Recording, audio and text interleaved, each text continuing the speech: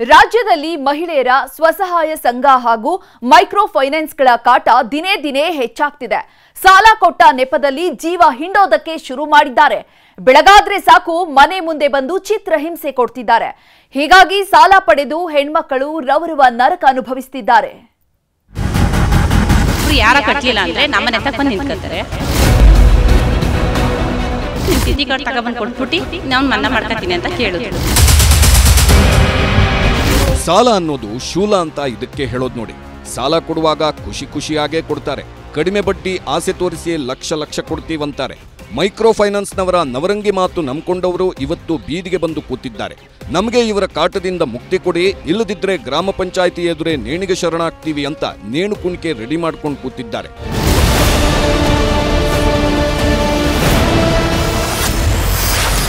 Micro finance ಕಾಟ 25 ಮಹಿಳೆಯರ ಪರದಾಟ. ಹಣಕ್ಕಾಗಿ ಕಾಡಿಸ್ತಾರೆ, ಬದುಕಿದ್ದವರ ತಿಥಿ ಕಾರ್ಡ್ ಕೊಡಿ ಅಂತಾರೆ. ತಿಥಿ ಕಾರ್ಡ್ ಕೊಟ್ಬಿಡಿ ಅಂತ ಅವರು ಅಂದ್ರು. ಇವರೆಲ್ಲರೂ ಮೈಕ್ರೋ ಫೈನಾನ್ಸ್ನಿಂದ ಸಾಲ ಪಡೆದವರೇ. ಯಾರೂ ಸಾಲ ತೀರಿಸಲ್ಲ ಅಂತಿಲ್ಲ, ನಮಗೆ ಸಮಯ ಕೊಡಿ ಅಂತಿದ್ದಾರೆ. ಕಳೆದ ಬಾರಿ ಮಳೆ ಇಲ್ಲದಿದ್ದರಿಂದ ಸರಿಯಾದ ಸಮಯಕ್ಕೆ ಸಾಲ ಕಟ್ಟೋದಕ್ಕಾಗಿರಲಿಲ್ಲ. ಹೀಗಾಗಿ ಕೊಡಬಾರ್ದ ಕಾಟ ಕೊಡ್ತಿದ್ದಾರೆ. ಬೆಳಗಾದ್ರೆ ಸಾಕು ಮನೆ ಮುಂದೆ ಇವರದ್ದೇ ದರ್ಶನ. ರಾತ್ರಿಯಾದರೂ ಮನೆಯಿಂದ ಕದಲೋದಿಲ್ಲ. ಊರವರ ಮುಂದೆ ಎಲ್ಲ ಮರ್ಯಾದೆ ತೆಗೆಯುತ್ತಿದ್ದಾರೆ. ಇವರ ಕಾಟದಿಂದ ಬೇಸತ್ತು ಹೋದ ಮಂಡ್ಯ ತಾಲೂಕಿನ ಮಹಿಳೆಯರು ಸಾಮೂಹಿಕ ಆತ್ಮಹತ್ಯೆಯ ಎಚ್ಚರಿಕೆ ನೀಡಿದ್ದಾರೆ. ಹೊಳಲು ಗ್ರಾಮ ಪಂಚಾಯಿತಿ ಮುಂದೆಯೇ ನೇಣಿನ ಕುಣಿಕೆ ಕಟ್ಕೊಂಡು ಪ್ರತಿಭಟನೆಗೆ ಕೂತಿದ್ದಾರೆ. ಅವ್ರು ಒಬ್ರು ಯಾರ ಕಟ್ಟಲಿಲ್ಲ ಅಂದ್ರೆ ನಮ್ಮನೆ ತಕ್ಕ ಬಂದು ನಿಂತ್ಕೊತಾರೆ. ನಿಂತ್ಕೊಂಡು ಅದು ರಾತ್ರಿ 9:30 10 ಗಂಟೆ ಗಂಟ್ಲುವೆ ನಮ್ಮ ಗಂಡ ತಿರುಗಿ ಜಗಳ ತಂದು ಮಡಗಿದ್ರು. ಅವರು ಒಬ್ಬರು ಸಂಗ್ರಹದಲ್ಲಿ ನಾವು ಸಂಘ ಎತ್ಕೊಂಡಿದ್ದೀವಿ. ಅವನು ಅಂತ ತಿಥಿ ಕಾರ್ಡ್ ಕೊಟ್ಬಿಡಿ ಅಂತ ಅವರು ಅಂದರು. ಮತ್ತು RBL ಅಂತ ರಘು ಸರ್ ಅಂತ ಅವರೂ ನಿಮ್ಮ ತಿಥಿ ಕಾರ್ಡ್ ತಗೊಬಂದು ಕೊಟ್ಬಿಟ್ಟು ನಾನು ಮನ್ನಾ ಮಾಡ್ಕೊತೀನಿ ಅಂತ ಕೇಳಿದ್ರು. ಮಂಡ್ಯ ಜಿಲ್ಲೆಯಲ್ಲಿ ಮೈಕ್ರೋ ಫೈನಾನ್ಸ್ ಜೊತೆ ಸ್ವಸಹಾಯ ಸಂಘಗಳ ಹಾವಳಿಯೂ ಮಿತಿಮೀರಿದೆ. ಹೀಗಾಗಿಯೇ ಮೊನ್ನೆಯಷ್ಟೇ ಮಳವಳ್ಳಿ ಶಾಸಕ ನರೇಂದ್ರ ಸ್ವಾಮಿ ಧರ್ಮಸ್ಥಳ ಸಂಘದ ವಿರುದ್ಧ ಹರಿಹಾಯ್ದಿದ್ದು. ಹೆಸರಿಗಷ್ಟೇ ಧರ್ಮಸ್ಥಳ ಸಂಘ, ಆದರೆ ಅದರಲ್ಲಿ ಧರ್ಮದ ಕೆಲಸವೇ ಇಲ್ಲ. 40% ಬಡ್ಡಿ ವಸೂಲಿ ಮಾಡುತ್ತಿದ್ದಾರೆ ಅಂತ ಆರೋಪ ಮಾಡಿದ್ರು. ಸಂಘದ ಹೆಸರು ಧರ್ಮಸ್ಥಳದ್ದು, ಆದ್ರೆ ಅಲ್ಲಿ ಧರ್ಮದ ಕೆಲಸ ನಡೀತಲೇ ಇಲ್ಲ. ಅರ್ಜೆಂಟ್ ದುಡ್ಡು ಸಿಕ್ತು 10,000 20,000 ಅಷ್ಟೇ. ಖಾಸಗಿ ಫೈನಾನ್ಸ್ಗಳಿಂದ ಕಿರುಕುಳದ ಆರೋಪವನ್ನ ಮಾಡ್ತಾ ಇದ್ದಾರೆ ಮಹಿಳೆಯರು. ಯಾವಾಗ ಈ ಬಗ್ಗೆ ನ್ಯೂಸ್ 18 ನಿರಂತರ ಸುದ್ದಿ ಪ್ರಸಾರ ಮಾಡ್ತೋ ತಹಶೀಲ್ದಾರ್ ಓಡೋಡಿ ಬಂದಿದ್ದಾರೆ. ಮಹಿಳೆಯರ ಜೊತೆ ಸಭೆ ನಡೆಸಿ ಧೈರ್ಯ ತುಂಬಿದ್ದಾರೆ. ಜೊತೆಗೆ ಫೈನಾನ್ಸ್ ಕಂಪನಿಗಳಿಗೆ ಎಚ್ಚರಿಕೆ ನೀಡೋ ಅಭಯ ನೀಡಿದ್ದಾರೆ.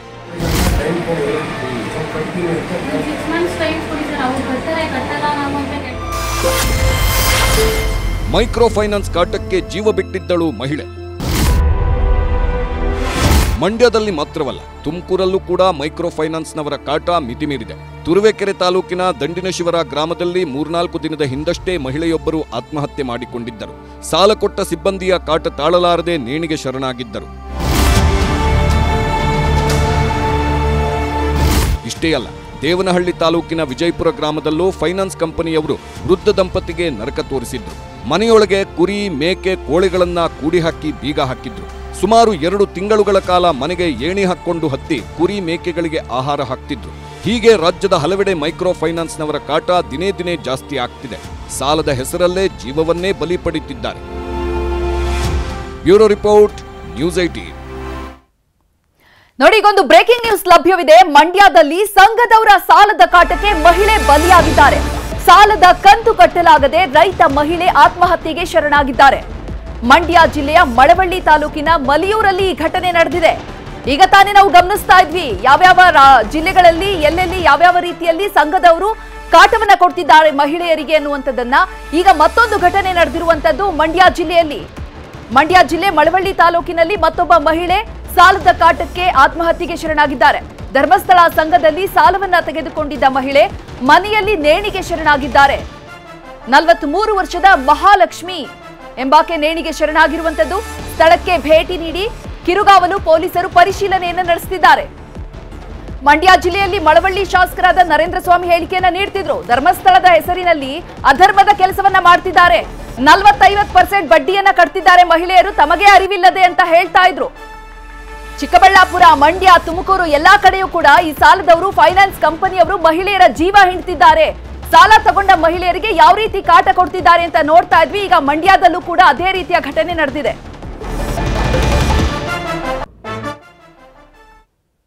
ನಟ ದರ್ಶನ್ ಈಗ ಶತಕದ ಸಂಭ್ರಮದಲ್ಲಿದ್ದಾರೆ.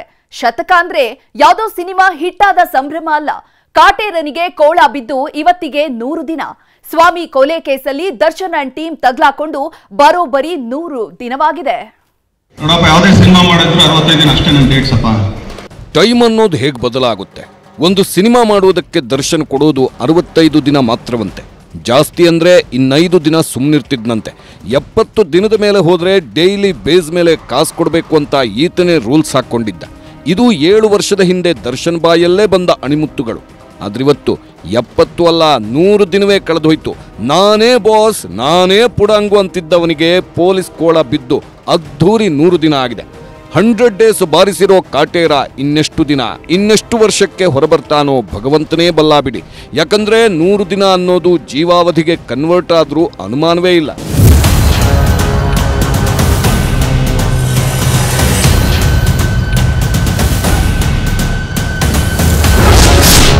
ಒಂದು ಕೊಲೆ, 17 ಮಂದಿ, blockbuster 100 days. June 11 Darshan ಪಾಲಿಗೆ ಕರಾಳ ದಿನ. ಬಹುಶಃ ಇಂಥದ್ದೊಂದು ದಿನ ಬರುತ್ತೆ ಅಂತ ಕನಸು ಮನಸ್ಸಲ್ಲೂ ಅಂದ್ಕೊಂಡಿದ್ನೋ ಇಲ್ವೋ ಗೊತ್ತಿಲ್ಲ. ಸಿನಿಮಾದಲ್ಲಿ ಹೆಣ ಉರುಳಿಸಿದಂತೆ ರಿಯಲ್ ಲೈಫ್ನಲ್ಲೂ ಹೆಣ ಉರುಳಿಸಿ ಆರಾಮಾಗಿರ್ಬೋದು ಅಂದ್ಕೊಂಡಿದ್ದ ಅನ್ಸುತ್ತೆ. ಕರ್ಮ ಅನ್ನೋದು ಎಲ್ಲಿವರೆಗೆ ಕಾಯುತ್ತೆ ಹೇಳಿ. ಪಾಪದ ಕೊಡ ತುಂಬಿದಾಗ ಮಂಡಿಯೂರಲೇಬೇಕು. ಪಾಪದ ಕರ್ಮಕ್ಕೆ ಬೆಲೆ ತೆರಲೇಬೇಕು. ಹೀಗಾಗಿಯೇ ಜೂನ್ 11ರಂದು ದರ್ಶನ್ ಕೈಗೆ ಪೊಲೀಸರು ಕೋಳ ತೊಡಿಸಿದ್ದು. ರೇಣುಕಾಸ್ವಾಮಿ ಕೊಲೆ ಕೇಸ್ನಲ್ಲಿ ಜಸ್ಟ್ 60 ಗಂಟೆಯಲ್ಲೇ ಇಡೀ ಗ್ಯಾಂಗ್ ಅನ್ನ ಹೆಡೆಮುರಿ ಕಟ್ಟಲಾಗಿತ್ತು. ಬೆಂಗಳೂರಲ್ಲಿ ಕೊಲೆ ಮಾಡಿ ಮೈಸೂರು ಸೇರಿದ್ದ ದಾಸನನ್ನ ಪೊಲೀಸರು ಎತ್ತಾಕೊಂಡು ಬಂದಿದ್ರು. ನಾನೇ ಪುಡಂಗು, ನನ್ನದೇ ಸಾಮ್ರಾಜ್ಯ ಅಂದ್ಕೊಂಡಿದ್ದವ ಖಾಕಿ ಕೈಗೆ ಸಿಕ್ಕು ಅದ್ಧೂರಿ 100 ದಿನಗಳೇ ಆಗೋಯ್ತು.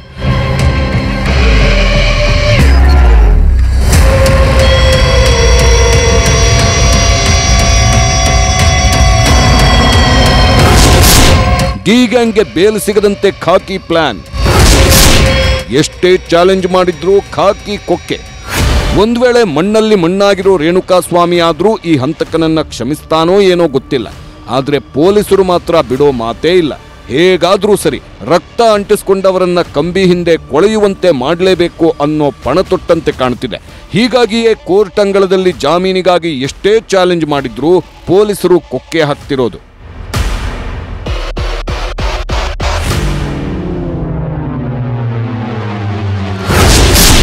ಪೊಲೀಸರು ಕಲೆ ಹಾಕಿರೋ ಸಾಕ್ಷ್ಯಗಳ ಮೇಲೆ ದರ್ಶನ್ ಪರ ವಕೀಲರು ಚಾಲೆಂಜ್ ಮಾಡದಂತೆ ಖಾಕಿ ಪಡೆ ರಣತಂತ್ರವನ್ನೇ ರೂಪಿಸಿದೆ.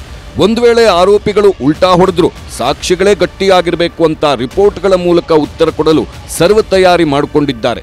ಶೆಡ್ ಒಳಗಿನ ಹೊರಗಿನ ಸ್ವಾಮಿ ಫೋಟೋಗಳನ್ನು FSLಗೆ ಕಳಿಸಲಾಗಿದ್ದು, ಹೈದರಾಬಾದ್ ಬಳಿಕ ಬೆಂಗಳೂರಲ್ಲೂ ಮತ್ತೊಮ್ಮೆ ಪರಿಶೀಲನೆ ನಡೆಸಲಿದ್ದಾರೆ. ಯಾಕಂದ್ರೆ AI ಟೆಕ್ನಾಲಜಿ ಬಳಸಿದ್ದಾರೆ ಅಂತ ಕೋರ್ಟ್ ಮುಂದೆ ಉಲ್ಟಾ ಹೊಡೆಯೋ ಸಾಧ್ಯತೆ ಇರುತ್ತೆ. ಇದೇ ಕಾರಣಕ್ಕೆ ಇನ್ನೊಂದು ರಿಪೋರ್ಟ್ ರೆಡಿ ಮಾಡುವುದಕ್ಕೆ ತಯಾರಿ ಮಾಡಿಕೊಳ್ಳುತ್ತಿದ್ದಾರೆ.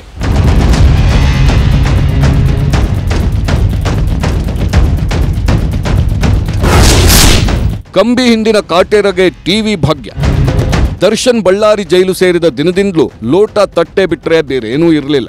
ಬೇಜಾರಾದ್ರೆ ತಟ್ಟೆ ಬಾರಿಸ್ಕೊಂಡಿರ್ಬೇಕಿತ್ತು. ಹೀಗಾಗಿಯೇ ಟಿವಿ ಕೊಡಿ ಅಂತ ಕಳೆದೊಂದು ವಾರದಿಂದ ಪರಿಪರಿಯಾಗಿ ಬೇಡಿಕೊಳ್ಳುತ್ತಿದ್ದ. ಹೀಗಾಗಿಯೇ ಈಗ ದರ್ಶನ್ ಇರೋ ಸೆಲ್ಗೆ ಟಿವಿ ನೀಡಲಾಗಿದೆ. ಆದರೆ ದೂರದರ್ಶನ ಬಿಟ್ಟರೆ ಬೇರೆ ಯಾವುದೇ ಖಾಸಗಿ ಚಾನೆಲ್ ಬರಲ್ಲ. ಬೇಕಿದ್ರೆ ದೂರದರ್ಶನ ನೋಡಬೇಕು, ಇಲ್ಲ ಅಂದ್ರೆ ಟಿವಿ ಆಫ್ ಮಾಡಿಕೊಂಡು ಕಣ್ಣೀರು ಸುರಿಸಬೇಕು. ಟಿವಿ ನೋಡ್ಕೊಂಡಾದ್ರೂ ಆರಾಮಾಗಿರೋಣ ಅಂದ್ಕೊಂಡಿದ್ದ ಕಾಟೇರನ ಕೇಬಲ್ ಅನ್ನೇ ಕಟ್ ಮಾಡಿದ್ದಾರೆ. ಈ ಟಿವಿ ವಿಚಾರದಲ್ಲಿ ಉಳಿದೆಲ್ಲ ಮಾಧ್ಯಮಗಳಿಗಿಂತ ಕರಾರುವಕ್ ವರದಿ ಮಾಡಿದ್ದು ನಿಮ್ಮ ನ್ಯೂಸ್ 18 ಮಾತ್ರ. ಟಿವಿ ವಿಚಾರವಾಗಿ ದರ್ಶನ್ ಗಲಾಟೆ ಮಾಡಿದ ಅಂತೆಲ್ಲ ವರದಿಗಳಾಗುತ್ತಿದ್ದ ವೇಳೆ ಟಿವಿ ವ್ಯವಸ್ಥೆ ಬಗ್ಗೆ ನಿಖರ ಮಾಹಿತಿ ಕೊಟ್ಟು ಅಂತೆ ಕಂತೆಗಳಿಗೆ ತೆರೆ ಎಳೆದಿದ್ದು ನ್ಯೂಸ್ 18. ರಾಜಾತಿಥ್ಯದ ಸಾರಥಿ ರೌಡಿ ನಾಗ ವಿಲವಿಲ. ಇದಕ್ಕೆ ಅಲ್ವಾ ಹೇಳೋದು ಇರಲಾರದೆ ಇರುವೆ ಬಿಟ್ಕೊಳ್ಳೋದು ಅಂತ. ಕೊಲೆ ಕೇಸ್ನಲ್ಲಿ ಜೈಲ್ನೊಳಗಿದ್ರೂ ಸಹ ರೌಡಿ ಶೀಟರ್ ನಾಗ ಆರಾಮಾಗಿದ್ದ. ಸೆರೆಮನಿಯನ್ನೇ ಅರಮನೆ ಮಾಡಿಕೊಂಡಿದ್ದ. ಆದ್ರೆ ಯಾವಾಗ ದರ್ಶನ್ಗೆ ಬಕೆಟ್ ಹಿಡಿಯೋಕ್ ಹೋದ್ನೋ ಇವನು ಮತ್ತು ಇವನ ಪಟಾಲಂ ಗ್ರಹಚಾರವೂ ಕೆಟ್ಟು ಕುಲುಗೆಟ್ಟು ಹೋಗಿದೆ. ಪರಪ್ಪನ ಅಗ್ರಹಾರದಿಂದ ಬೆಳಗಾವಿ ಜೈಲಿಗೆ ಶಿಫ್ಟ್ ಮಾಡಲು ಆದೇಶ ನೀಡಲಾಗಿದೆ.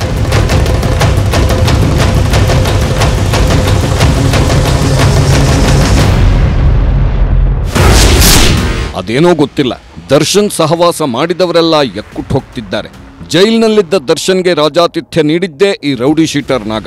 ಜೈಲಿನಲ್ಲಿ ಗುಂಪು ಕಟ್ಕೊಂಡು ದರ್ಬಾರ್ ಮಾಡುತ್ತಿದ್ದ ಈತ ಸೆರೆಮನೆಯಲ್ಲಿದ್ರೂ ಕೂಡ ಎಲ್ಲಾ ಸೌಲಭ್ಯಗಳನ್ನು ಪಡೆಯುತ್ತಿದ್ದ. ಹೀಗಾಗಿ ಈತನ ಮೇಲೆ ಕೇಸ್ ದಾಖಲಾಗ್ತಿದ್ದ ಹಾಗೆ ಬೆಳಗಾವಿ ಜೈಲಿಗೆ ಶಿಫ್ಟ್ ಮಾಡಲಾಗ್ತಿದೆ. ನಾಗನ ಜೊತೆಗೆ ಆತನ ಟೀಮನ್ನೂ ಸಹ ಬೇರೆ ಬೇರೆ ಜೈಲುಗಳಿಗೆ ಶಿಫ್ಟ್ ಮಾಡಲಿದ್ದಾರೆ. ಒಟ್ನಲ್ಲಿ ಕೋಳ ಬಿದ್ದು 100 ಡೇಸ್ ಆದ್ರೂ ಕೂಡ ಇದು ಇಲ್ಲಿಗೆ ಮುಗಿಯೋ ಹಾಗೆ ಕಾಣುತ್ತಿಲ್ಲ. ರಕ್ತ ಮೆತ್ತಿಕೊಂಡವ ಸೆರೆಮನಿಯಲ್ಲೇ ಫಿಕ್ಸ್ ಆಗ್ತಾರಾ ಕಾದು ನೋಡಬೇಕು. Muniraju, crime bureau, news 18.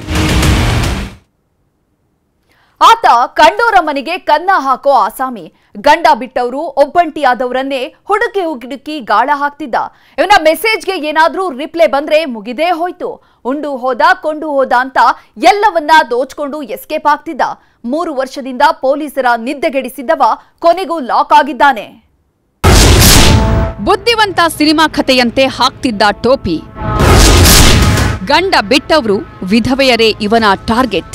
Real star ಉಪೇಂದ್ರರ ಸೂಪರ್ ಹಿಟ್ ಸಿನಿಮಾಗಳಲ್ಲಿ ಬುದ್ಧಿವಂತ ಸಿನಿಮಾ ಕೂಡ ಒಂದು. ಈ ಸಿನಿಮಾದಲ್ಲಿ ನಾನವನಲ್ಲ ಅಂದ್ಕೊಂಡೇ ರಿಯಲ್ ಸ್ಟಾರ್ ಉಪೇಂದ್ರ 4-5 ಚಮಕ್ ಚೆಲ್ಲೋ ಹುಡುಗಿರ್ಗೆ ನಾಮ ಹಾಕಿದ್ದ. ಮಂಡಿ ಮೇಲೆ ಬಟ್ಟೆ ಹಾಕೋ ಹುಡುಗಿರೇ ನನ್ನ ಟಾರ್ಗೆಟ್ ಅಂತ ಅಂಗೈಯಲ್ಲೇ ಆಕಾಶ ತೋರಿಸಿದ್ದ. ಸೇಮ್ ಟು ಸೇಮ್ ಇದೇ ಕತೆ. ಇಲ್ಲೂ 4-5 ಹುಡುಗಿರು, ಆದ್ರೆ ಕಿಲಾಡಿ ಮಾತ್ರ ಬೇರೆ. ಬುದ್ಧಿವಂತ ಸಿನಿಮಾ ಸ್ಟೈಲಲ್ಲೇ ಹುಡುಗಿರ್ಗೆ ನಾಮ ಹಾಕ್ತಿದ್ದವ ಉಪ್ಪಿ ಬರ್ತ್ಡೇ ದಿನವೇ ಲಾಕ್ ಆಗಿದ್ದಾನೆ. ಇದನಿಗೆ ಸೋಷಿಯಲ್ ಮೀಡಿಯಾದಲ್ಲಿ ಒಳ್ಳೊಳ್ಳೆ ಆಂಟಿಯರು ಹುಡುಗಿಯರು ಕಂಡ್ರೆ ಮೋಗದೇ ಹೋಯ್ತು. ಪ್ರೊಫೈಲ್ ಮೇಲೆ ಕಣ್ಣಾಡಿಸಿದವನೇ ತನ್ನ ನವರಂಗಿ ಆಟ ಶುರು ಮಾಡ್ತಿದ್ದ. ಇದನ್ನ ರಿಕ್ವೆಸ್ಟ್ ಆಕ್ಸೆಪ್ಟ್ ಮಾಡಿದ್ರೆ ಮೋಗದೇ ಹೋಯ್ತು. ಆ ಕ್ಷಣದಿಂದಲೇ ಕಲರ್ ಕಾಗೆ ಹಾರಿಸೋದಿಕ್ಕೆ ಶುರು ಮಾಡ್ತಾನೆ. ಮಾತಲ್ಲೇ ಮಧುಚಂದ್ರ ತೋರಿಸ್ತಿದ್ದವ ಉಂಡು ಹೋದ ಕೊಂಡು ಹೋದ ಎನ್ನುವಂತೆ ಸಿಕ್ಕಿದ್ದನ್ನೆಲ್ಲ ದೋಚ್ಕೊಂಡು ಹೋಗ್ತಿದ್ದ. ಮಳ್ಳ ಮಂಚಕ್ಕೆಷ್ಟು ಕಾಲು ಅಂದ್ರೆ 3 ಮತ್ತೊಂದು ಅಂತಾರಲ್ಲ, ಆ ಜಾಯಮಾನದವನು ಇವನು. ನೋಡೋದಕ್ಕೂ ಒಳ್ಳೆ ಮಳ್ಳನಂಗೆ ಇದಾನೆ ಬಿಡಿ. ಇವನ ಹೆಸರು ರೋಹಿತ್ ಮಥಾಯಿಸ್ ಅಂತ. ಈತನ ಇತಿಹಾಸ ಕೆಣಕಿದ ಪೊಲೀಸರೇ ದಂಗಾಗಿ ಹೋಗಿದ್ದಾರೆ. ಯಾಕಂದ್ರೆ 2019ರಲ್ಲಿ ಚಿನ್ನದ ಆಸೆಗೆ ಪಕ್ಕದ ಮನೆಯ ನಿವೃತ್ತ ಪಿಡಿಒ ಒಬ್ಬರನ್ನ ಕೊಲೆ ಮಾಡಿ ಚಿನ್ನಾಭರಣ ಲೂಟಿ ಮಾಡಿದ್ದ. ಯಾವಾಗ ಪೊಲೀಸರು ಲಾಕ್ ಮಾಡಿದ್ರೋ ಜೈಲಿಗೂ ಹೋಗಿದ್ದ. ಆಮೇಲೆ ಜಾಮೀನಿನ ಮೇಲೆ ಹೊರಬಂದವ ಮುಂಬೈನಲ್ಲಿ ತಲೆಮರೆಸಿಕೊಂಡಿದ್ದ. ಕೊನೆಗೆ ಅಲ್ಲೇ ಇದ್ಕೊಂಡು ಮಹಿಳೆಯರಿಗೆ ಗಾಳ ಹಾಕ್ತಿದ್ದ. ಇದೇ ರೀತಿ 3 ವರ್ಷದ ಹಿಂದೆ ಕುಲಶೇಖರದ ಮಹಿಳೆಯೊಬ್ಬರ ಸಂಪರ್ಕ ಬೆಳೆಸಿದವ ಮಾತಲ್ಲೇ ಮರಳು ಮಾಡಿದ್ದ. ಆಗಾಗ ಮನೆಗೂ ಬಂದು ಹೋಗ್ತಿದ್ದವ ಸರಿಯಾದ ಸಮಯ ನೋಡಿ ಚಿನ್ನಾಭರಣ ಕದ್ದು ಎಸ್ಕೇಪ್ ಆಗಿದ್ದ. ಆ ದಿನದಿಂದ ಪೊಲೀಸರ ಕೈಗೆ ಸಿಗದೆ ಓಡಾಡ್ತಿದ್ದವನನ್ನ ಈಗ ಲಾಕ್ ಮಾಡಿದ್ದಾರೆ. ಮಂಗಳೂರಿಗೆ ಬಂದಿದ್ದಾನೆ ಅನ್ನೋ ಮಾಹಿತಿ ಕಲೆ ಹಾಕಿದ ಖಾಕಿ ಪಡೆ ನವರಂಗಿ ನಾರಾಯಣನಿಗೆ ಖೆಡ್ಡ ತೋಡಿ 7 ಲಕ್ಷ ರೂಪಾಯಿ ಮೌಲ್ಯದ ಬಂಗಾರ ವಶಪಡಿಸಿಕೊಂಡಿದೆ. ಆವಾಗ ಒಬ್ಬ ಮಹಿಳೆಗೆ ಇವರು ಸೋಷಿಯಲ್ ಮೀಡಿಯಾ ಮುಖಾಂತರ ಪರಿಚಯ ಮಾಡಿಕೊಂಡು ಅವ್ರಿಗೆ ನಂಬಿಕೆಯಲ್ಲಿ ಇಟ್ಕೊಂಡು ಅವ್ರ ಜೊತೆಗೆ ರಿಲೇಷನ್ಶಿಪ್ ಇಟ್ಟಿದ್ರು. ಆಮೇಲೆ ಆ ರಿಲೇಷನ್ಶಿಪ್ ಸಮಯದಲ್ಲಿ ಮನೆಯಲ್ಲಿ ವಾಸ ಮಾಡಿ ಮನೆಯಿಂದ ಸುಮಾರು ಗೋಲ್ಡ್ ಮತ್ತು ಕ್ಯಾಶ್ ಕಳ್ತನ ಮಾಡಿ ಒನ್ ಫೈನ್ ಡೇ ಅವರು ಎಬ್ಸ್ಕೊಂಡಾಗಿದ್ರು. ಇಸ್ರೇಲ್ನಲ್ಲಿದ್ದ ಯುವತಿಗೂ ಹಾಕಿದ್ದ ಮಂಕುಬೂದಿ. ಇವನು ಅಂತಿಂತ ಆಸಾಮಿಯಲ್ಲ ಬಿಡಿ, ಇವನು ಪಕ್ಕ ಮಚ್ಚೆ ಮಾದೇಶನೇ ಇರಬೇಕು. ಮಂಗಳೂರಿನ ಯುವತಿಯೊಬ್ಬಳು ಇಸ್ರೇಲ್ನಲ್ಲಿ ಕೆಲಸ ಮಾಡ್ಕೊಂಡಿದ್ಲು. ಆಕೆಗೂ ಇಲ್ಲಿಂದಲೇ ಗಾಳ ಹಾಕಿದ್ದ. ಇವನ ಬಣ್ಣದ ಮಾತು ನಂಬಿದವಳು ಮದ್ವೆ ಆಗೋದಕ್ಕೂ ರೆಡಿಯಾಗಿದ್ಲಂತೆ. ಹೀಗಾಗಿಯೇ ತನ್ನ ಸ್ನೇಹಿತನ ಬಳಿ ಈ ವಿಷಯ ಹೇಳ್ಕೊಂಡಿದ್ದಾಳೆ. ಕೊನೆಗೆ ಈತನ ಪೂರ್ವಾಪರ ವಿಚಾರಿಸಿದಾಗ ಇವನೆಂತ ಹಲಾಲ್ ಖೋರ್ ಅನ್ನೋದು ಗೊತ್ತಾಗಿದೆ. ಹೀಗಾಗಿ ಈತನ ಮೆಸೆಂಜರ್ ಮಾಹಿತಿ ನೀಡುವಂತೆ ಫೇಸ್ಬುಕ್ ಸಂಸ್ಥೆಗೆ ಪೊಲೀಸರು ಮನವಿ ಮಾಡಿದ್ದಾರೆ. ಮತ್ತೆ ಸೋಷಿಯಲ್ ಮೀಡಿಯಾ ಮುಖಾಂತರ ಒಂದು ಲೇಡಿಗೆ ಸಂಪರ್ಕ ಮಾಡ್ತಾರೆ. ಆ ಲೇಡಿ ಮೂಲತಃ ಇಸ್ರಾಯೇಲ್ ಅವರು. ಪ್ರೀತಿಯಲ್ಲಿ ನೆಮ್ಸಿ ಅವ್ರ ಜೊತೆಗೆ ನಂಬಿಕೆ ಅದು ಮದುವೆ ಮಾಡ್ತೇನೆ ರೀತಿ ಅವರಿಗೆ ಭರವಸೆ ಕೊಟ್ಟು ಅವರಿಂದ ಹಣ ವಸೂಲಿ ಮಾಡ್ತಾಯಿದ್ರು. ಆ ಲೇಡಿ ತಮ್ಮ ಒಬ್ಬ ಸ್ನೇಹಿತರಿಗೆ ಈ ವಿಷಯ ಬಗ್ಗೆ ಚರ್ಚೆ ಮಾಡ್ತಾರೆ. ಸ್ನೇಹಿತರು ಆವಾಗ ನಮಗೆ ಯಾರು ಇವರು ಸ್ವಲ್ಪ ನನಗೆ ಡೀಟೇಲ್ಸ್ ಕೊಡಿ, ನಾನು ನೋಡ್ತೀನಿ. ಆವಾಗ ಆ ಸ್ನೇಹಿತರು ಫೋಟೋ ಮತ್ತು ಡೀಟೇಲ್ಸ್ ನೋಡುವಾಗ ಅವನು ಐಡೆಂಟಿಫೈ ಮಾಡ್ತೇನೆ. 30 ರಿಂದ 50 ವರ್ಷದೊಳಗಿನ ಯಾವೊಬ್ಬ ಹೆಣ್ಮಕ್ಳನ್ನೂ ಈತ ಬಿಡ್ತಿರ್ಲಿಲ್ಲ. ಅದರಲ್ಲೂ ಒಬ್ಬಂಟಿಯಾಗಿದ್ದವರು ಗಂಡ ಬಿಟ್ಟವರು ಅಂತ ಗೊತ್ತಾದ್ರೆ ಕುಣಿದು ಕೇಕೆ ಹಾಕ್ತಿದ್ದ. ಒಟ್ನಲ್ಲಿ ಕಂಡೋರ ಹೆಣ್ಮಕ್ಕಳ ಜೊತೆ ಕಾಮದ ತೃಷೆ ತೀರಿಸಿಕೊಳ್ತಿದ್ದವನಿಗೆ ಈಗ ತಕ್ಕ ಶಾಸ್ತಿಯಾಗಿದೆ. ಕಿಶನ್ ಶೆಟ್ಟಿ, ನ್ಯೂಸ್ 18 ಮಂಗಳೂರು. ಬೆಳಗಾವಿ ನಗರದಲ್ಲಿ ಗಣೇಶ ವಿಸರ್ಜನೆ ಶುರುವಾಯಿತು ಅಂದ್ರೆ ಆಕಾಶ ಭೂಮಿ ಒಂದಾಗುವಂತೆ ಯುವಕರು ಹುಚ್ಚೆದ್ದು ಕುಣಿತಾರೆ. ಅಕ್ಕಪಕ್ಕದ ಊರವರೆಲ್ಲ ಬಂದು ಸೇರ್ಕೊಳ್ತಾರೆ. ನಿನ್ನೆಯೂ ಕೂಡ ಅದ್ಧೂರಿ ಮೆರವಣಿಗೆ ನಡೀತಿತ್ತು. ಈ ವೇಳೆ ಜಸ್ಟ್ ಕಾಲ್ ಟಚ್ ಆಗಿದ್ದಕ್ಕೆ ಶುರುವಾದ ಗಲಾಟೆ 3 ರಕ್ತದ ಕೋಡಿ ಹರಿಸಿದೆ.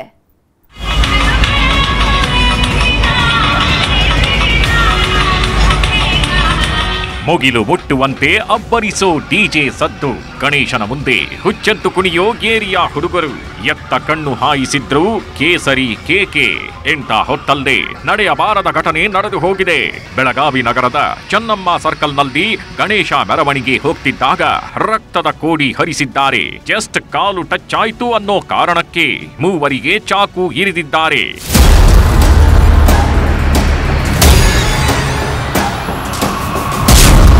ಗಣೇಶ ವಿಸರ್ಜನೆ ವೇಳೆ ಯುವಕರ ಗ್ಯಾಂಗ್ ವಾರ್. ಕ್ಷುಲ್ಲಕ ಕಾರಣಕ್ಕೆ ಹರಿಯಿತು 3 ನೆತ್ತರು.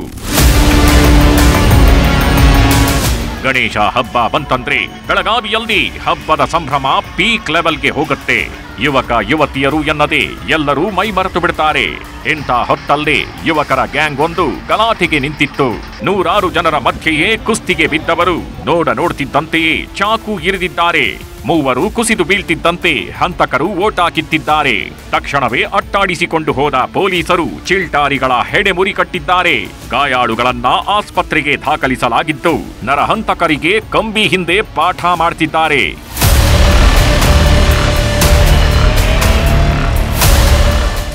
ಮೂರು ಜನ ಈಗ ಗಾಯ ಆಗಿದ್ದಾರೆ. ಮತ್ತು ನಾವು ಕೂಡ ಸರಿಗೆ 3 ಜನ ನಾವು ಅರೆಸ್ಟ್ ಮಾಡಿದ್ದೀವಿ. ಅದು ಸುಮಾರು 1 ಗಂಟೆ ಅದು ಆಗಿದೆ. ಮತ್ತು ಇದರಲ್ಲಿ ಕೂಡ ಈ 2 ಗ್ರೂಪ್ದಲ್ಲಿ ಮೊದಲು ಕೂಡ ಸ್ವಲ್ಪ ಹಳೆ ದ್ವೇಷ ಇದೆ, ಸ್ವಲ್ಪ ಹಳೆ ಪ್ರಾಬ್ಲಮ್ ಇತ್ತು. ಸೊ ನಿನ್ನೆ ಮತ್ತೆ ಈ ಥರ ಚಾನ್ಸ್ ತಗೊಂಡು ಈ ಥರ ಮಾಡಿದ್ದಾರೆ. ಈಗ ಅರೆಸ್ಟ್ ಆಗಿದೆ, 3 ಜನ ಈಗ ಅರೆಸ್ಟ್ ಮಾಡಿದ್ದೀವಿ. ಗಣೇಶ ವಿಸರ್ಜನೆಗೆ ಹೋದವ ಸೇರಿದ್ದು ಮಸಣ. ಅದ್ಯಾಕೋ ಈ ಬಾರಿ ಬೆಳಗಾವಿಯಲ್ಲಿ ಸಾವು ನೋವುಗಳದ್ದೇ ಸುದ್ದಿ.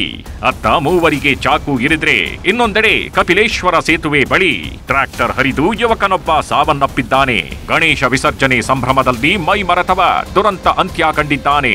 ಇನ್ನೋರ್ವನ ಸ್ಥಿತಿ ಗಂಭೀರವಾಗಿದ್ದು ಆಸ್ಪತ್ರೆಗೆ ದಾಖಲಿಸಲಾಗಿದೆ. ಕಪಿಲೇಶ್ವರ ಬ್ರಿಡ್ಜ್ ಮ್ಯಾಗ ಪಾಟೀಲ್ ಗಲ್ಲಿ ಗಣಪತಿ ಟ್ರ್ಯಾಕ್ಟರ್ನಲ್ಲಿ ತೊಗೊಂಡು ಹೋಗೋ ಟೈಮ್ಗೆ ಟ್ರ್ಯಾಕ್ಟರ್ ತಳಗ ಬಾಜುಕ್ ಇಬ್ಬರಿಗೆ ಕೂತಿದ್ರು. ಆ ಟ್ರ್ಯಾಕ್ಟರ್ ಕಂಟ್ರೋಲ್ ಆಗಲಿಲ್ಲ, ಅವ್ರ ಮ್ಯಾಗ ಹೋಗಿ ಹಾಯ್ತು.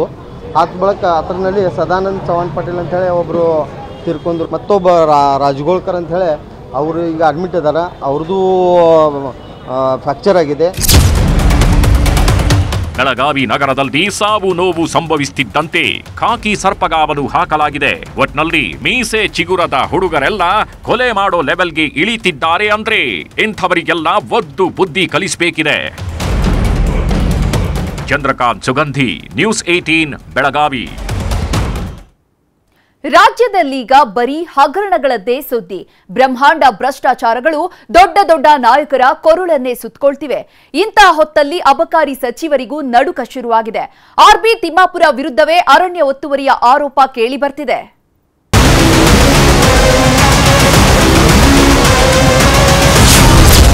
ಭೂ ಚಕ್ರದ ಸುಳಿಯಲ್ಲಿ ಸಚಿವ ತಿಮ್ಮಾಪುರ್. ಶುಗರ್ ಫ್ಯಾಕ್ಟರಿಗಾಗಿ ಮಾಡಿದ್ರ ಅರಣ್ಯ ಒತ್ತುವರಿ. ಸಿಎಂ ಸಿದ್ದರಾಮಯ್ಯರನ್ನ ಮೂಡಾ ಹಗರಣ ಸುತ್ತಕೊಂಡಿದ್ದಾಯ್ತು. ಮಾಜಿ ಸಚಿವ ನಾಗೇಂದ್ರಗೆ ವಾಲ್ಮೀಕಿ ತಲೆದಂಡ ಆಗಿದ್ದೂ ಆಯ್ತು.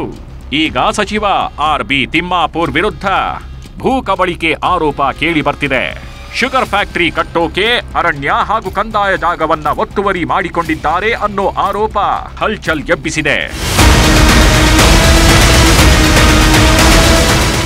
ರಾಯಚೂರು ಜಿಲ್ಲೆಯ ಲಿಂಗಸಗೂರು ಕಂದಾಯ ಹೋಬಳಿಯ ಸುಣಕಲ್ ಸೀಮೆಯಲ್ಲಿ ಅಬಕಾರಿ ಸಚಿವರು ಆರ್ಬಿ ಶುಗರ್ಸ್ ಲಿಮಿಟೆಡ್ ಕಾರ್ಖಾನೆ ಸ್ಥಾಪನೆಗೆ ಸಕಲ ಸಿದ್ಧತೆ ಮಾಡಿಕೊಳ್ತಿದ್ದಾರೆ. ಇದಕ್ಕಾಗಿ ಕೃಷ್ಣಾ ನದಿ ತೀರದಲ್ಲಿರೋ ರೈತರಿಂದ 60 ಎಕರೆಗೂ ಅಧಿಕ ಭೂಮಿಯನ್ನ ಸಚಿವರು ಖರೀದಿಸಿದ್ದಾರಂತೆ. ಆದ್ರಿದು ಪರಬಾರೆ ನಿಷೇಧಿತ ಜಮೀನಂತೆ. ಇದರ ಜೊತೆಗೆ ಕಂದಾಯ ಇಲಾಖೆಯ 49 ಎಕರೆ ಜಾಗ ಹಾಗೂ ಅರಣ್ಯ ಇಲಾಖೆಯ 43 ಎಕರೆ ಭೂಮಿಯನ್ನ ಕಬಳಿಕೆ ಮಾಡಿದ್ದಾರೆ ಅಂತಾನು ಆರೋಪ ಮಾಡಲಾಗ್ತಿದೆ. ಈ ಆರ್ಬಿ ಶುಗರ್ಸ್ ಅನ್ನೋದು ನಮ್ಮ ಲಿಂಗಸೂರು ತಾಲೂಕಿನಲ್ಲಿ ಕಳೆದ ಹಲವಾರು ತಿಂಗಳಿಂದ ಕಾಮಗಾರಿನಲ್ಲಿದ್ದು ಸರ್ಕಾರಿಗಳು ನಮ್ಮದು ಕಾರ್ಯಶಾಖೆ ಇವರು ಸಹಿತ ಅಕ್ರಮ ಮಾಡ್ಕೊಳಕತ್ತಾರ. ನಾವು ಇದರ ಬಗ್ಗೆ ಎ ಸಿ ಗಮನ ಸಹಾಯಕ ಆಯುಕ್ತರ ಗಮನ ತಂದಿದ್ರು ಸಹಿತ ಯಾವುದೇ ರೀತಿಯಿಂದ ಕ್ರಮ ಕೈಗೊಂಡಿಲ್ಲ. ಯಾವಾಗ ಸಚಿವರ ವಿರುದ್ಧವೇ ಇಂಥದ್ದೊಂದು ಆರೋಪ ಕೇಳಿ ಬಂತು, ತಹಶೀಲ್ದಾರ್ ಶಂಶಾಲಂ ಪ್ರತಿಕ್ರಿಯೆ ನೀಡಿದ್ದಾರೆ. ಆದಷ್ಟು ಬೇಗ RI ಹಾಗೂ ಸರ್ವೆ ಕಳಿಸಿ ವರದಿ ತರಿಸ್ಕೊಳ್ತೀವಿ ಎಂದಿದ್ದಾರೆ. ಹೌದು ಎನ್ಕ್ವೈರಿ ಕಳಿಸಿದೀವ್ರಿ. ಸರ್ವೆ ಜೊತೆಗೆ ಎನ್ಕ್ವೈರಿ ಬಂದ್ಮೇಲೆ ಡಿಟೇಲ್ ವರ್ಕ್ ಬರುತ್ತೆ. ನಮ್ಮ ಜಮೀನಲ್ಲಿ ಏನಾದ್ರು ಅನಧಿಕೃತವಾಗಿ ಅವ್ರು ಏನಾದ್ರು ತಗೊಂಡಿದ್ರೆ ಕಾನೂನಾತ್ಮಕ ಕ್ರಮ ತಗೋತೀವಿ ನಾವು. ಫಾರೆಸ್ಟ್ ಅಂದ್ರೆ ಅವ್ರು ತಗೋಬೇಕು, ಫಾರೆಸ್ಟ್ ಇಂದ್ರು. ನಮ್ ಗವರ್ಮೆಂಟ್ ಲ್ಯಾಂಡ್ ನಲ್ಲಿ ಅಂದ್ರೆ ನಮ್ದೇನಿದೆ ನಾವು ತಗೋತೀವಿ ನಾವು. ಇನ್ನು ಭೂ ಕಬಳಿಕೆ ಬಗ್ಗೆ ನ್ಯೂಸ್ 18 ಜೊತೆ ಮಾತನಾಡಿದ ಸಚಿವ ತಿಮ್ಮಾಪುರ್ ತಮ್ಮ ವಿರುದ್ಧದ ಆರೋಪವನ್ನ ಅಲ್ಲಗಳೆದಿದ್ದಾರೆ. ತಾವು ಯಾವುದೇ ಭೂಮಿಯನ್ನ ಅಕ್ರಮವಾಗಿ ಕಬಳಿಸಿಲ್ಲ, ಸಕ್ರಮವಾಗಿ ಖರೀದಿಸಿದ ಜಾಗದಲ್ಲೇ ಫ್ಯಾಕ್ಟರಿ ಮಾಡ್ತಿದ್ದೇವೆ ಎಂದಿದ್ದಾರೆ. ನಾನು ಯಾವುದೇ ಅರಣ್ಯ ಭೂಮಿ ಆಗಲಿ ಕಂದಾಯ ಭೂಮಿ ಆಗಲಿ ಕಬಳಿಕೆ ಮಾಡಿಲ್ಲ. ನಾವು ಖರೀದಿ ಮಾಡಿದಂತ ಭೂಮಿಯಲ್ಲಿ ಮಾತ್ರ ನಾವು ಮಾಡ್ತಾ ಇದ್ದೀವಿ. ಅಂತದೇನು ಮಾಡಿಲ್ಲ. ಇದು ಯಾಕೆ ಹಿಂಗೆ ಆಗ್ತಿದಾರೋ ಗೊತ್ತಿಲ್ಲ. ಪಕ್ಕಾ ಡಾಕ್ಯುಮೆಂಟ್ ಆಲ್ರೆಡಿ ನಾನು ಕಳಿಸಿದ್ದೀನಿ. ನೀವು ಬೇಕಾದ್ರೆ ತಹಸೀಲ್ದಾರ್ ಕಡೆ ಕೇಳಬಹುದಾಗಿದೆ. ರಾಜ್ಯ ಸಚಿವರ ಮೇಲೆ ಮೇಲಿಂದ ಮೇಲೆ ಹಗರಣಗಳ ಆರೋಪ ಕೇಳಿ ಬರ್ತಿದ್ದಂತೆ ಪರಿಷತ್ ವಿಪಕ್ಷ ನಾಯಕ ಛಲವಾದಿ ನಾರಾಯಣಸ್ವಾಮಿ ನಿಗಿ ಕೆಂಡ ಕಾರಿದ್ದಾರೆ. ಜನರ ಕೆಲಸ ಮಾಡೋದ್ ಬಿಟ್ಟು ತಮ್ಮ ಖಜಾನೆ ತುಂಬಿಸಿಕೊಳ್ತಿದ್ದಾರೆ ಅಂತ ಕಿಡಿಕಾರಿದ್ದಾರೆ. ರಾಜ್ಯದಲ್ಲಿ ಏನು ನಡೀತಿದೆ ಅಂತಂದ್ರೆ ಒಂದೇ ಮಾತಲ್ಲಿ ಹೇಳೋದಾದ್ರೆ ಲೂಟಿ ನಡೀತಾ ಇದೆ. ಈಗ ಸಿದ್ದರಾಮಯ್ಯನವ್ರದ್ದಾಯಿತು, ತಿಮ್ಮಾಪುರ ಅವ್ರದ್ದಾಯಿತು, ಈಗ ಈಶ್ವರ್ ಖಂಡ್ರೆ ಅವ್ರದ್ದು ಬರ್ತಾ ಇದೆ, ಇನ್ನೂ ಅನೇಕ ಬರ್ತಾ ಇವೆ. ಪ್ರಿಯಾಂಕಾ ಖರ್ಗೆ ಅವ್ರದ್ದು ಬಂತು, ಹೀಗೆ ಬೇಕಾದಷ್ಟು ಜನ ಬರ್ತಾ ಇದೆ. ಇವರೆಲ್ಲ ಜನರ ಕೆಲಸ ಮಾಡಕ್ಕೆ ಬಂದಿಲ್ಲ, ತಮ್ಮ ಖಜಾನೆಗಳನ್ನು ತುಂಬಿಸ್ಕೊಳ್ಳಿಕ್ಕೆ ಬಂದಿದ್ದಾರೆ. ಒಟ್ನಲ್ಲಿ ಅಬಕಾರಿ ಸಚಿವರು ಅಕ್ರಮ ಮಾಡಿದ್ದಾರೋ ಇಲ್ವೋ ಗೊತ್ತಿಲ್ಲ, ಆದ್ರೆ ಅವರ ಮೇಲೆ ಎಂಥದ್ದೊಂದು ಆರೋಪ ಬಂದಿರೋದು ಮಾತ್ರ ಸುಳ್ಳಲ್ಲ. ವಿಶ್ವನಾಥ್ ಹೂಗ, ನ್ಯೂಸ್ 18 ರಾಯಚೂರು. ಸರ್ಕಾರಿ ಆಸ್ಪತ್ರೆ ಅಂದ್ರೆ ಬಡವರ ಪಾಲಿನ ಸಂಜೀವಿನಿ ಅಂತೀವಿ. ಆದ್ರೆ ಜಿಮ್ಸ್ ಆಸ್ಪತ್ರೆ ಸ್ಥಿತಿ ನೋಡಿದ್ರೆ ದೇವರಿಗೆ ಪ್ರೀತಿ ಎನ್ನುವಂತಾಗಿದೆ. ಆಸ್ಪತ್ರೆಗೆ ಬರೋ ರೋಗಿಗಳು ನರಕ ಅನುಭವಿಸುತ್ತಿದ್ದಾರೆ. ವೀಲ್ ಚೇರ್ ಇಲ್ಲದೆ ರೋಗಿಗಳನ್ನ ಹೊತ್ಕೊಂಡು ಹೋಗ್ತಿದ್ದಾರೆ.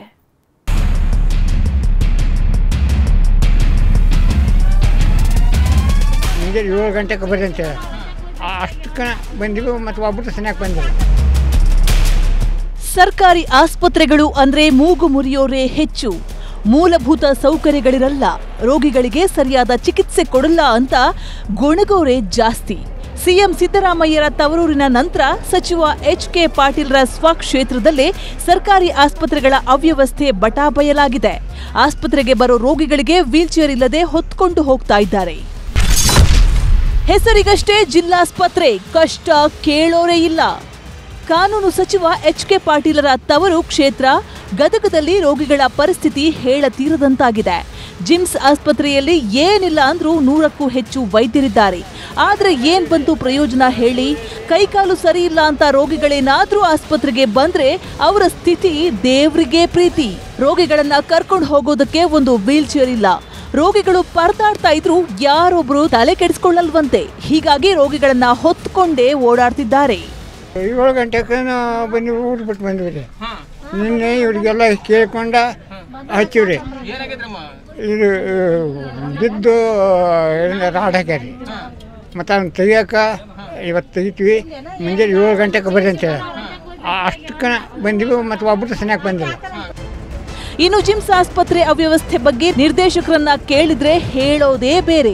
ವೀಲ್ ಚೇರ್ ಸಮಸ್ಯೆ ಇಲ್ಲ, ಕೂಡಲೇ ಎಲ್ಲ ಸಮಸ್ಯೆ ಬಗೆಹರಿಸ್ತೇನೆ ಅಂತಿದ್ದಾರೆ. ನಮ್ಮ ಆಸ್ಪತ್ರೆಯಲ್ಲಿ ವೀಲ್ ಚೇರ್ ಮತ್ತು ಸ್ಟ್ರೆಚರ್ ಎಲ್ಲ ಅವೈಲಬಿಲಿಟಿ ಇದೆ. ಮೋಸ್ಟ್ ಪ್ರಾಬ್ಲಿ ಇವತ್ತು 3 ದಿನ ರಜೆ ಇತ್ತು, ಅದಕ್ಕಾಗಿ ಇವತ್ತು ಫುಲ್ ರಶ್ ಆಗಿದೆ. ಅದಕ್ಕಾಗಿ ಎಲ್ಲ ವ್ಯವಸ್ಥೆ ಮಾಡಿದ್ದೀವಿ, ಏನೇನು ಬೇಕನ್ನೋದನ್ನು ನಾವು ವ್ಯವಸ್ಥೆ ಮಾಡಿದ್ದೀವಿ. ಇದು ಹಾಸ್ಪಿಟಲ್ ಇನ್ಚಾರ್ಜ್ MS ಇದ್ದಾರೆ, ಅದು ಏನಾಗಿದೆ ಅಂತ ಅವ್ರ ಜೊತೆ ನಾನು ಚರ್ಚೆ ಮಾಡ್ತೇನೆ. ಇಲ್ಲ, ನಾನು ಸಂಬಂಧ ಇದ್ದೇನೆ. ಈಗ ಸದ್ಯಕ್ಕೆ ಇವತ್ತು ಏನಾಗಿದೆ ಅನ್ನೋದು ಅವ್ರ ಜೊತೆ ನಾನು ಚರ್ಚೆ ಮಾಡ್ತೇನೆ. ಅವ್ಯವಸ್ಥೆ ಆಗಿರೋದಿಲ್ಲ, ಅದೇನು ಗೊಂದಲ ಆಗಿದೆ ನಾನು ಕೇಳ್ಬಿಟ್ಟು ಸರಿ ಮಾಡ್ತೇನೆ. ಬಡ ರೋಗಿಗಳ ಕಲ್ಯಾಣಕ್ಕೆ ಅಂತ ಸರ್ಕಾರ ಕೋಟ್ಯಂತರ ರೂಪಾಯಿ ಖರ್ಚು ಮಾಡ್ತಾ ಇದೆ. ಆದ್ರೆ ಅಧಿಕಾರಿಗಳು ಮಾಡೋ ನಿರ್ಲಕ್ಷ್ಯದಿಂದ ರೋಗಿಗಳಿಗೆ ಸೂಕ್ತ ಚಿಕಿತ್ಸೆ ಸಿಗದಂತಾಗಿದೆ. ಇನ್ಮೇಲಾದ್ರೂ ಇದಕ್ಕೆಲ್ಲ ಮುಕ್ತಿ ಸಿಗುತ್ತಾ? ಕಾದು ನೋಡಬೇಕು. ಸಂತೋಷ್ ಕೊಂಡೂರ, ನ್ಯೂಸ್ 18 ಗದಗ. ಇವಿಷ್ಟು ಕನ್ನಡ ನಾಡಿಯ ಪ್ರಮುಖ ಸುದ್ದಿಗಳು. ನೋಡ್ತಾ ಇರಿ ನ್ಯೂಸ್ 18, ಜಾಲ ನಮ್ಮದು, ಬಲ ನಿಮ್ಮದು.